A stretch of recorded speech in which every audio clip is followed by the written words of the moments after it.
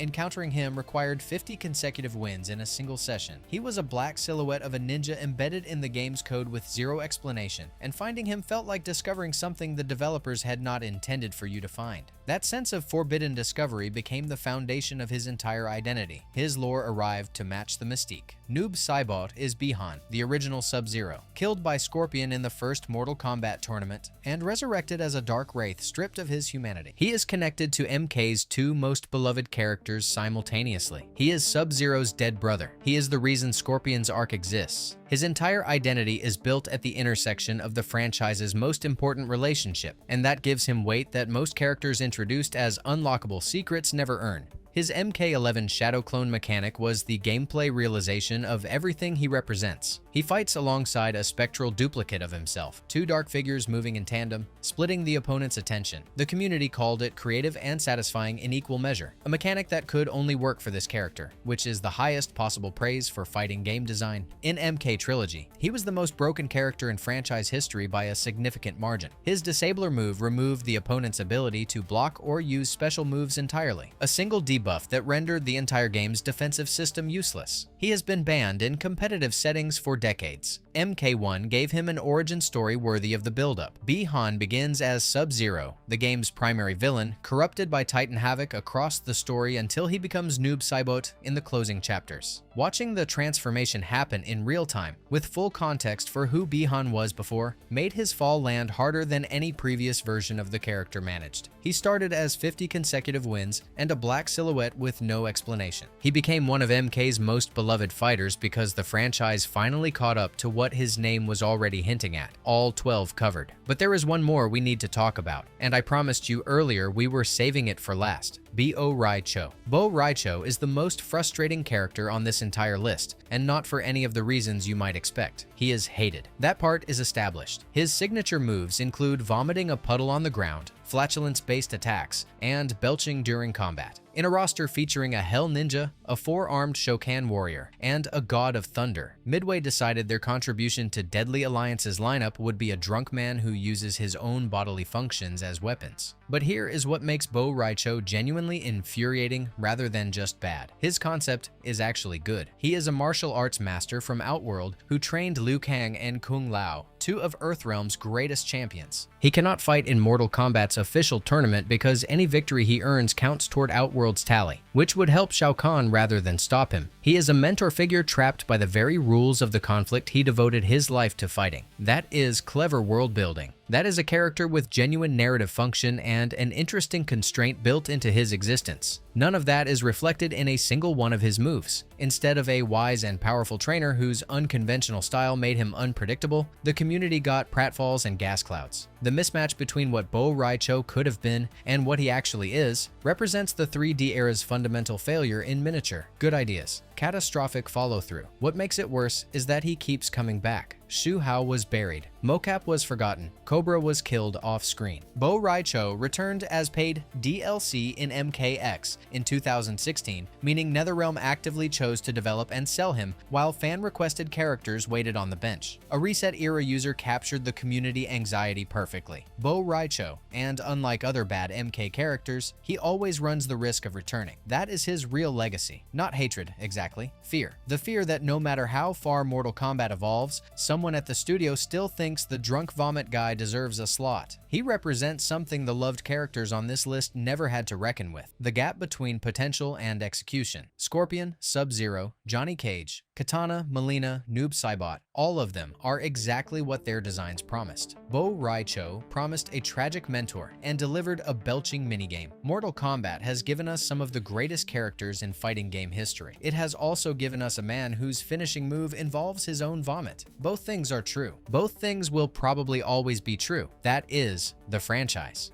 That is the list. If you enjoyed this video and want to see Mortal Kombat most painful deaths explained, click the video on the screen now.